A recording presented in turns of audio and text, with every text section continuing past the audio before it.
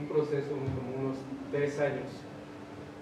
Me gusta escribir a mí en hoja de papel y ir reuniendo el material, irlo juntando, irlo combinando con lecturas y con otros proyectos. Hubo un momento en que decidí publicarlo. No he publicado nada más en la cuestión de libros, sino también en algunos artículos, en algunas revistas de compañeros que también se encuentran presentes, lo cual agradezco. Incluso conozco a Félix de hace muchos años, trabajábamos o publicábamos en la revista de Tabique en la universidad. De ahí fue que, al haber reunido ya el material que había publicado en otros lugares, que había estado publicando, al final era darle el sentido. El sentido era Bodas Negras, porque, pues sí, la mayoría de los relatos son esos vínculos que llegamos a establecer o a vernos involucrados en situaciones en las cuales, si no es llamarle un matrimonio, sí es una alianza, una unión con situaciones muchas de las veces trágicas, como pudiera ser la guerra, por ejemplo, ¿no? O el suicidio, o el crimen, etcétera, o relaciones sentimentales atormentadas, ¿no? También existen por aquí. Yo creo que de ahí viene la parte de la raíz de muchas veces el absurdo, ¿no? Que también se plantea en los relatos. Y es cierto, suelo mezclar situaciones o temas, como por ejemplo en este relato que se llama Confesión, en el cual hay algunos fragmentos o tiene como un sentido en la situación de un santo como San Agustín de Hipona, ¿no? Que de haber vivido una vida, de haber tenido una vida pagana, la va identificando con el platonismo posteriormente hasta llegar al cristianismo. Y en ese sentido la ironía es verme a mí escribiendo una confesión, ¿no? de impulsos internos fuertes, e irlos dirigiendo como en un sentido con alguna especie de buscar cierta razón que muchas veces no se encuentra. De esa manera, yo creo que también se encuentra la ironía que mencionaba Félix, de buscar la razón que muchas veces no existe, ¿no? Muchas situaciones de la vida no tienen ninguna razón, sino simplemente son, se manifiestan en nuestra existencia, ¿no? Este relato se llama Confesión y comienza de esta manera, con algunas palabras de San Agustín, de su libro de Confesiones. Recibid, Señor, el sacrificio de mis confesiones que os ofrece mi lengua, que vos mismo habéis formado y movido, para que confiese y bendiga vuestro santo nombre. Comienza con la confesión laudis, o confesión laudable. Los haces luminosos y efímeros que se deslizan desde la pared oscura hacia el techo son breves relámpagos de luz, recortes de innumerables e individuales formas, rectangulares, agudas, que describen el sucesivo paso de vehículos que salen de la curva. Toman peligrosamente la recta por afuera y debajo del cuarto.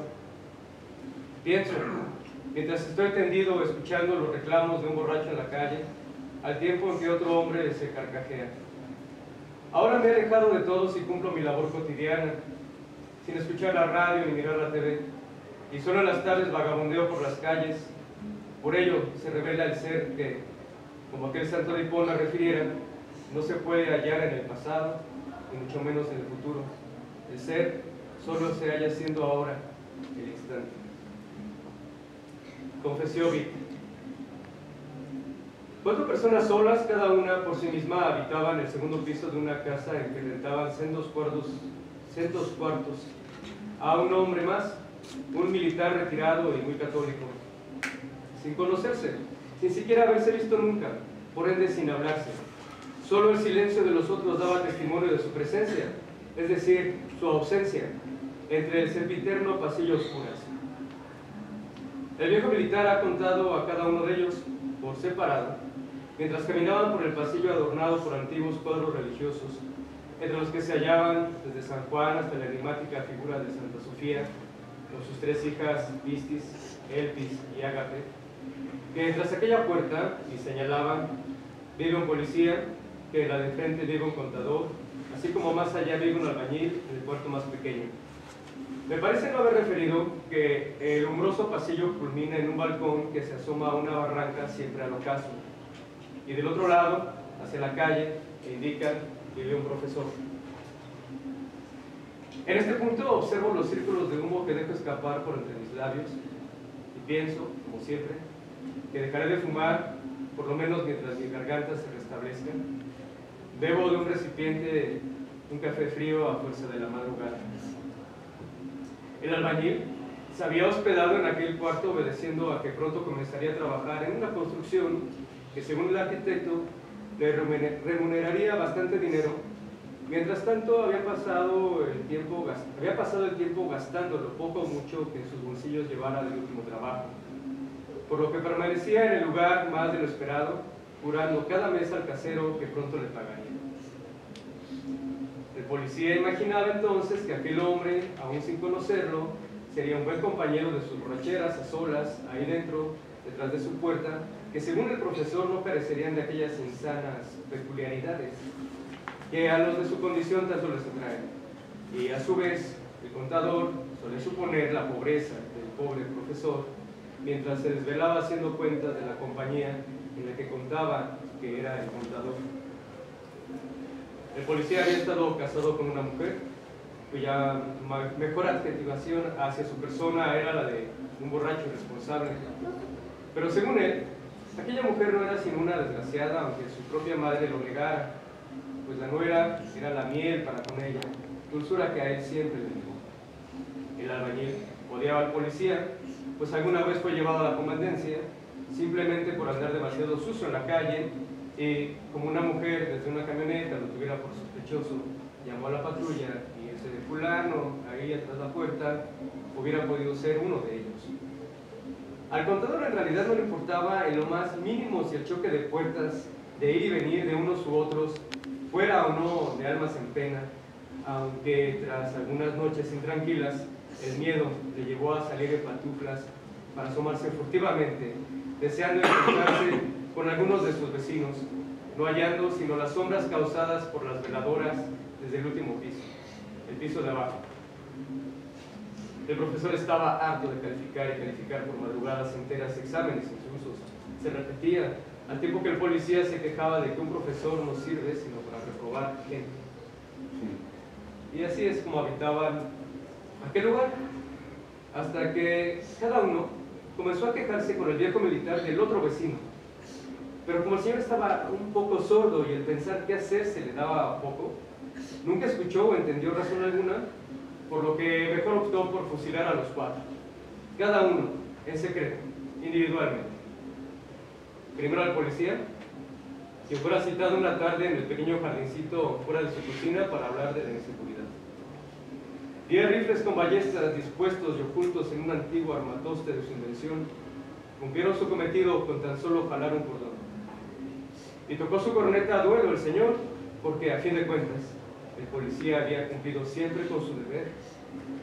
Ya se daría el tiempo para publicar la nota como un extra. Todavía sonrió con sorna.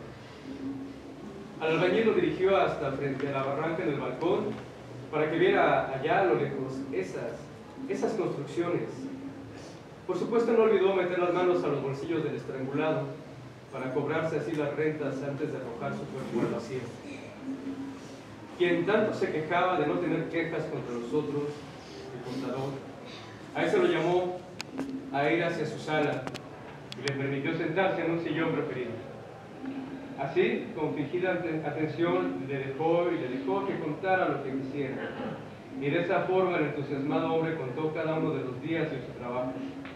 Al caer muerto, tras haber sentido entumecida su lengua por el simple vodka, aquel se reía de que al profesor le pasaría algo similar. Por cierto que a este último lo encontró leyendo frente a una mesa de su cuarto. Por ello, abriendo la puerta despacio, sin que no lo notara, se colocó su lente de soldar y una vez conectadas las patas de la silla metálica en una planta de luz, lo electrocutó ipso facto. Confesión fidei confesión de fe. Una tarde de verano, el viejo soldado abrió la puerta de su casa tras unos cogidos. Y aunque no pensaba vivir con nadie, le haría compañía de allí en adelante de algunos muertos, pensó.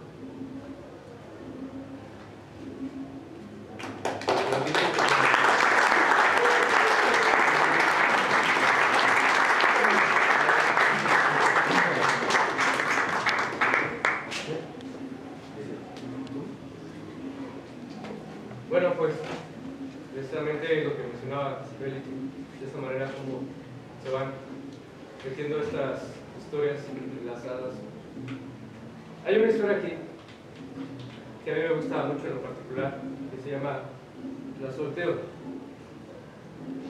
Como saben, Tlazolteotl era una diosa, una deidad, en la cual se le adjudicaba el hecho de poder curar enfermedades, pero también en ese sentido pues era muy relacionada con la sociedad, ¿no?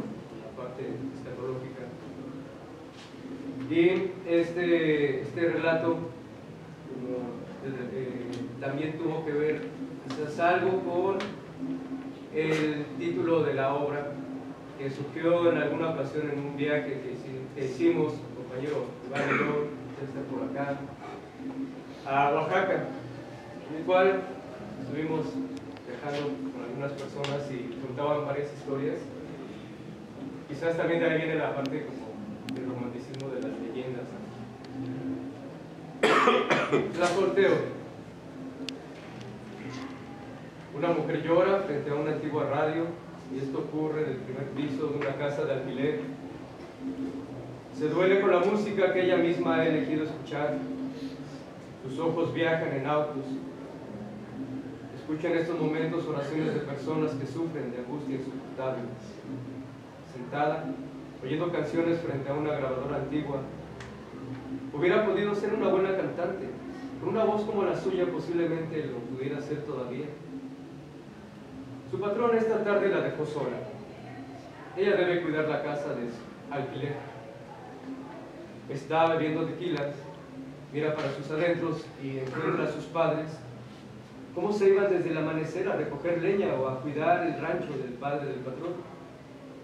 Sus padres trabajaron esas tierras. Su madre canta y su padre chifla mientras ella se moja la cara en una jícara. Huele nixtamal y frijoles, ya está listo el café. Miraba un sapo, sentía que cuando le caía el agua era como él, quietecito, calladito. Luego, caminando por la cañada rumbo a casa de su tía para ayudarle a ese día a recoger el maíz, había pensado cómo sería estar dentro de los edificios que había visto por la tele en la tienda de doña Mercedes. Le sirvió más tequila y encendió otro cigarro. ¿Cómo sería caminar por esa glorieta que le llamaban de Reforma en aquel programa que la Meche veía? Sus hermanos, entonces, seguramente dormían, pues ella era la mayor y despertaba antes incluso que sus padres.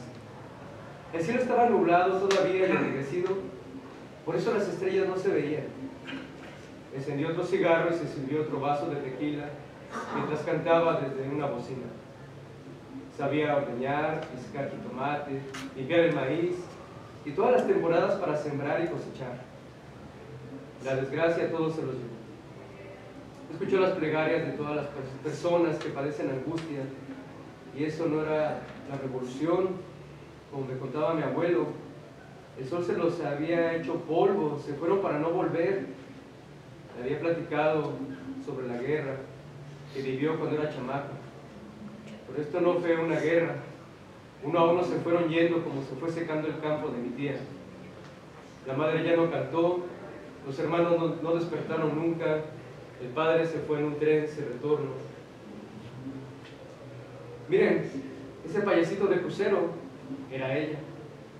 El acomodador de autos era ella. Según había escuchado, decían que el abuelo había enterrado un tesoro en algún lugar el cual no se debía descubrir, puesto que quien lo hiciera se enriquecería gracias a quien lo cuidaba, Tlazolteotl. Pero tendría que pagar muy caro el precio. La glorieta. ¿Cómo olvidarla de aquí en adelante, puesto que debido a ella conoció al hombre que le diera su primer trabajo? Ocurrió que un día, haciendo la limpieza en la oficina dentro de un edificio, ella miraba esa glorieta desde las ventanas. Se detuvo mientras sus manos escurrían espuma y se preguntó de dónde salía tanta gente y a dónde iría cada uno. Plate, ven para acá. Plate, ¿estás triste?, preguntó una secretaria. No, no pasa nada. Bueno, sí, respondió ella. ¿Por qué, muchacha? Ven para acá. ¿De dónde vienes, muchacha? Así fue que a ella le pagaron luego para acariciar el cuerpo de esa secretaria que se tendía desnuda en el sillón de su departamento cada tercer día, a lo que Plate accedía por hacer, solo por hacer, pensaba, y al final cobraba. A veces hasta le pagaba más la secretaria, según su requerimiento. Iba entonces incrementando su dinero bien escondido en alguna parte de un cuarto de azotea, lo cual le alegraba al tiempo que le angustiaba. ¿Dónde estará el tesoro ese que contaba el abuelo? Una noche en que se hallaba trabajando con sus dedos y lenguas sobre la secretaria, llamaron a la puerta repentinamente, por lo que tuvo que recoger de inmediato sus ropas que había arrojado detrás del sillón y dejar a medias a su cliente para salir hacia la puerta.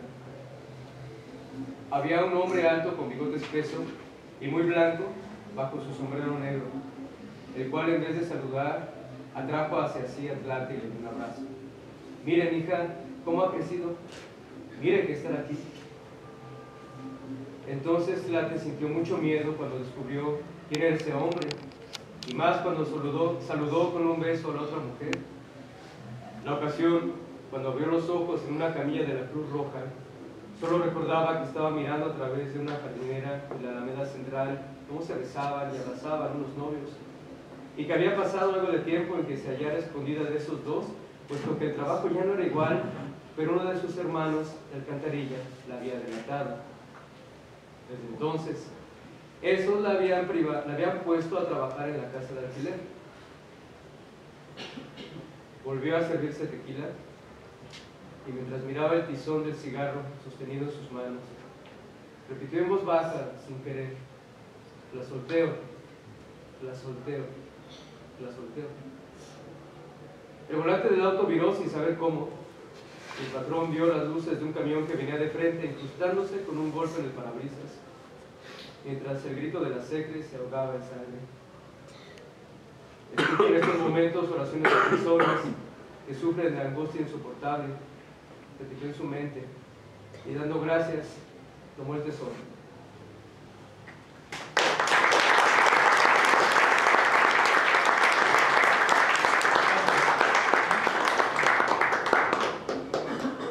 Bueno, pues hemos llegado al momento de su participación. Ustedes ahora le van a preguntar al autor. Claro, si quieren, ¿no? Vamos a pasar a una ronda de preguntas ahora, ¿no? El autor ya nos habló un poco del libro, el maestro Vázquez tuvo oportunidad, yo también tuve oportunidad. Pero queríamos escuchar si alguno de ustedes tiene alguna pregunta. Vamos a hacer una ronda de preguntas. Me pido un chance. Ah, ok. Pido un chance. Pido la oportunidad. La última lectura. La última lectura lo dejo ir. Es que esta lectura que se llama Dilema Neurótico o sobre el derecho a escribir, es con esta intención de preguntarnos si realmente habrá un derecho a escribir. Se ha hablado mucho del derecho a leer como un derecho, escribir como un derecho. Si llegara, ha habido incluso escritores o ensayistas como Krauser que decía que se debería de legislar el que los jóvenes leyeran cierto número de ciertos títulos en su educación, ¿no?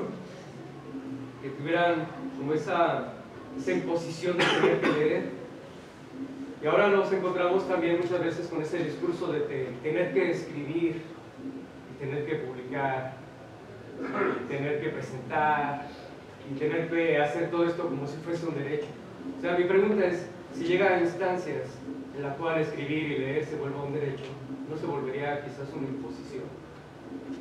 O sea, es como más, sería un gusto, un placer escribir, un placer leer, un placer comunicar y compartir todo lo que se está escribiendo y se está leyendo, ¿no? Entonces, esta especie de, es como una especie de ensayo en el cual me pongo tratar de descifrar qué es esto de escribir y por qué no podría volverse un derecho, por qué sí sería un derecho, o de qué manera se podría abordar esta parte, ¿no? Entonces, ¿se me permite? ¿El último? El último en el mapa. No, Félix, ¿dónde está la dilema neurótico. Dilema neurótico o el derecho de superar. Detener el frío la emoción de un sentimiento en el instante en que éste se hace presente no solo en el interior, sino en todas las cosas.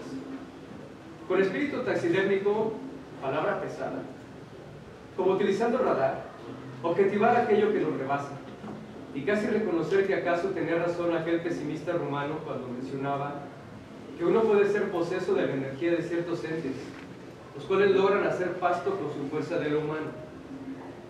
¿Hasta dónde se pueden sublimar estos estados? ¿Por qué sublimar? Se menciona el arte, la mística, el erotismo. Esto nos llevaría a hablar de pasiones, pero ¿hasta dónde puede una pasión objetivarse? Uno termina por verse convertido en un objeto de estas pasiones. Palabras se demuestra que hasta el mismo hecho de pretender razonar, acaso hasta los mínimos movimientos del cuerpo, las reacciones inconscientes, se hallan sujetas a ese estado pasional. Ya, podríamos hablar de enajenación o podría darse un equilibrio entre la pasión y enajenación. Pero ¿hasta dónde el conocimiento de nuestra predisposición a caer al abismo por naturaleza nos puede mantener en el estado frío de calcular, analizar, observar, palpar, abrir con bisturí nuestros momentos pasionales para verlos, para sabernos, teorizar sobre nosotros mismos u otros, no objetos, sino seres vivos, que al mínimo error o falta de anestesia podríamos perecer o acaso ser arrastrados por algo peor, una ilusión que no nos permita ver la realidad.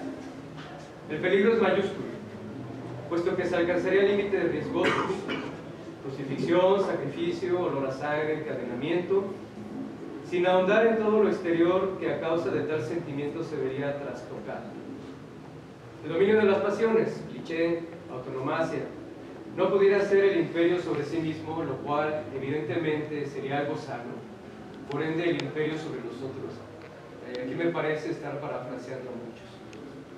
Si partimos de la teoría sumamente estrambótica de que el humano es algo así como una bacteria del planeta Tierra, quizás hasta el universo, quizás hasta del universo, un parásito, una bestia rapaz, resultará que las relaciones que éste establece con los demás, con su medio, por más revestido que se encuentre de supuesta bondad, estaría enmascarada. ¿Qué dilema moral y ético? ¿Qué discurso tan inconexo? ¿Qué muestra de no pretender sino el plasmar con manchas de palabras el impulso, lo abstracto? El escribir como un método de superar esta insoportable neurosis nocturna. ¿Hasta qué punto tiene el hombre el derecho de dar a los otros un pedazo de su atormentado corazón y su pensamiento confuso? El amor, dilema destructor y creador de sí mismo. ¿Hasta qué punto tengo yo el derecho de escribir, de creer que esto es un acto de amor? Incluso, esto es escribir. De pretender detener las cosas, el tiempo, las circunstancias, los sentimientos, los pensamientos, como en el momento de ir en un auto acelerando y abrir su portezuela para advertir que las montañas a la distancia, cuales tortugas de humo azul, se desvanecen lento, mientras que la proximidad y la rapidez, que quizá nadie advierta, solo tú. No comenzaste ni siquiera esa novela, pero podrías en un instante pagar todas tus deudas, pues tú sabes que existen algunas personas, las más queridas, las que más necesitabas, que son ahora las que requieren que se les pague, pues tú has robado demasiado con tus acciones por escribir. Cada movimiento comenzó a volverse espasmódico, como cuando cada mañana te levantabas con ese dejo de temor por un día de problemas que comenzaba. Y también enseñaba a mentir desde siempre, y cuando el malestar por tus mentiras comenzó a ser verdaderamente insoportable, exigieron la verdad, la misma que de pronto ya no querían oír más. Usted necesita de compañía.